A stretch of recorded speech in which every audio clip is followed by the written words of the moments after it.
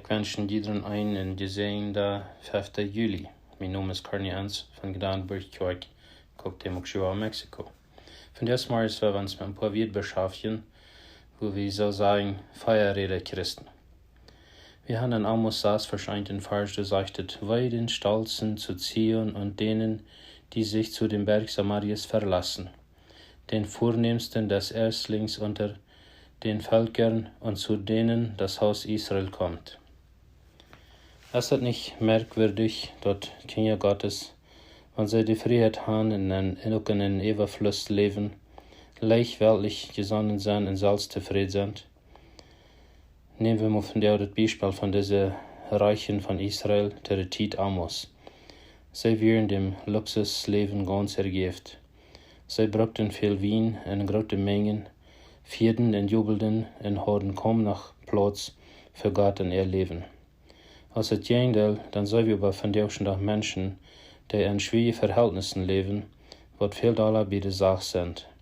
Sie sind viel ivriger in ein innerliches Verlangen dem Herrn und sind ihrens bei der Sache.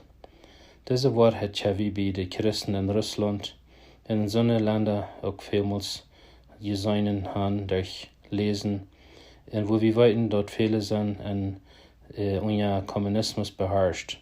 Diese Christen sind nicht abgejagt, nur irdische Freiheit und Belustigung, wurde dann auch bei Israel der Fall war.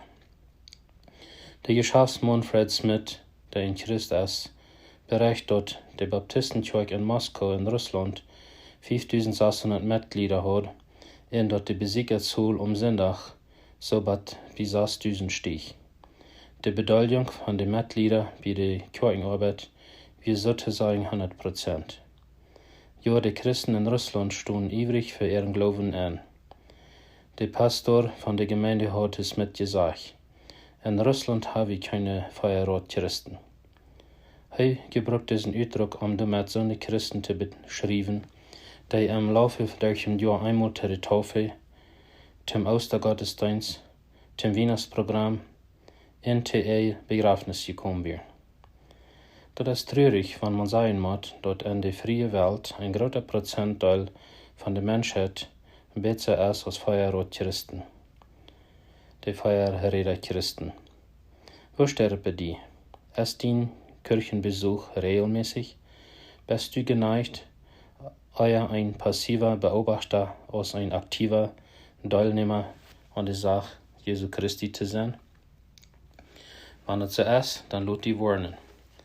Amos sagt seine Gegner, dass ein Tag eine ernste Sichtung über ihn kommen wird, wenn sie ab der weltlichen Weg bleiben würden. Also die Warnung von so einem Amos gilt von der Tag nach einmal an uns. Ein kurzer Gedanken für den Tag. Manche Christen sind mehr daran interessiert, sich der Welt anzupassen, als an eine neue Veränderung zu einem Leben mit Jesus Christus zu haben.